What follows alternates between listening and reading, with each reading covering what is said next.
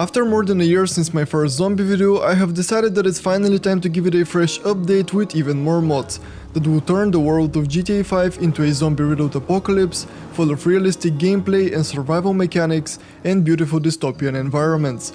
Like always, everything needed will be in the description, and for a more extensive gameplay with these and many other mods, make sure to check out the zombie series on my channel, link in the description or in the upper right corner.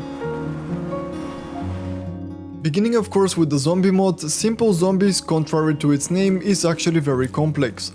First off, it will add two types of infected, slow silent ones and fast ones that scream as they run towards you. The mod also incorporates a looting system that allows you to gather food and water from stores in order to sustain your new thirst and hunger stats, and loot corpses for resources that are then used to craft items in your inventory. With them you can build a campsite, for example, where you can spend the night, or use different materials to barricade yourself, while a workbench will allow you to use weapon parts to craft ammunition for your arsenal.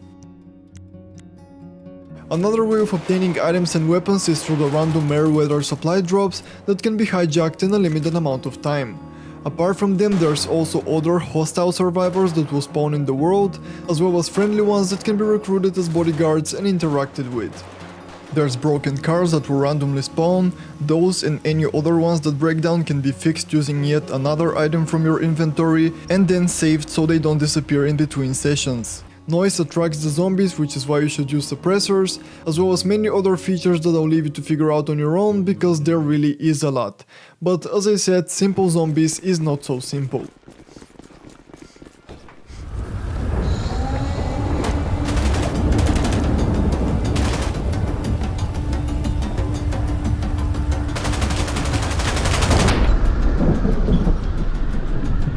One of the main changes that we'll make is to the weapon system. Unlike before, now you can only carry one of each weapon type that, when not in use, will neatly get attached to the new backpack that we'll add. Additionally, the mod will also change the pickups, which now display the name and ammo type of the weapon, as well as give you the option to pick it up with the click of a key or swap it with an existing one if that slot is already taken. Although we'll still add the option to drop at any time any weapons that you no longer need. Gun recoil will make shooting more challenging, with some of them now working very hard against you, especially heavier ones, while manual reload will force you to swap out the clip yourself once it's empty. Additionally, we'll make it possible to use shotguns in vehicles and be able to use different types of melee attacks while on a motorcycle, which looks really cool, albeit not being very effective, but you know, still pretty cool.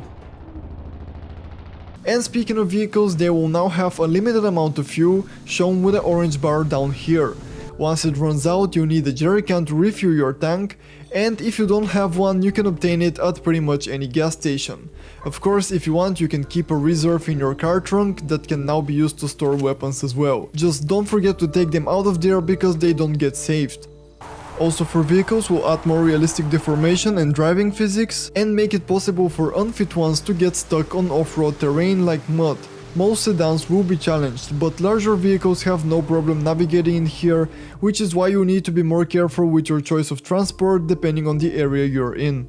Of course, if you really like the vehicle that got stuck, you can now attach it to another one thanks to a winch and pull it to safety, and it also works great for cars that are broken or have run out of fuel. Other features that we'll add are binoculars that can zoom in much like a sniper, crouching and crawling so you can take better cover while shooting, seat shuffling can also come useful in some situations, and for people who might want an even greater challenge, there is a mod that uses the armor as a pain threshold, so once you lose it, the player starts limping and you need to take cover for a few seconds to regain some of it before you can move normally again. There's also a pretty neat mod that will hide the heads-up display and map, and will only bring them up with the click of a key for more immersion. It also has the option for no crosshair, which makes things extra hard and will prompt you to use the first person and weapon sight more often. But yeah, all of these combined should give you a pretty realistic and challenging experience that will extend your playtime.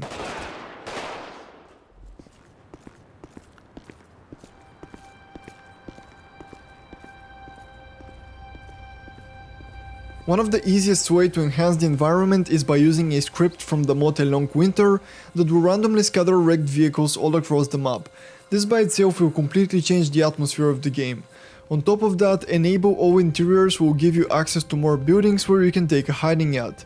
Using the same mod we can also enable some scenes from the storyline like the train crash on the bridge, the fallen plane, and others alike that will add that extra feeling of destruction and abandonedness to the world. But as to the rest, you can pretty much make it whatever you want it to be. What you're seeing on your screen and the different variations I have shown in my zombie series are just a few examples of how you can customize the experience to your own liking.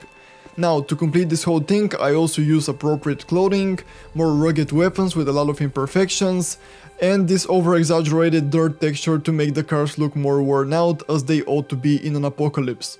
The rest is just general realism improvements like better fire, explosions, sound effects, and other textures. Lastly, to make things more unique, I also use custom effects like when you get shot or are low at health, and a new map that I find fitting for our purposes. And with that, we have pretty much transformed our game into a beautiful, yet kinda scary zombie survival experience. If you enjoyed the video so far, then a like and a sub to the channel would be very much appreciated. Now it's time for some gameplay, and I hope you enjoy.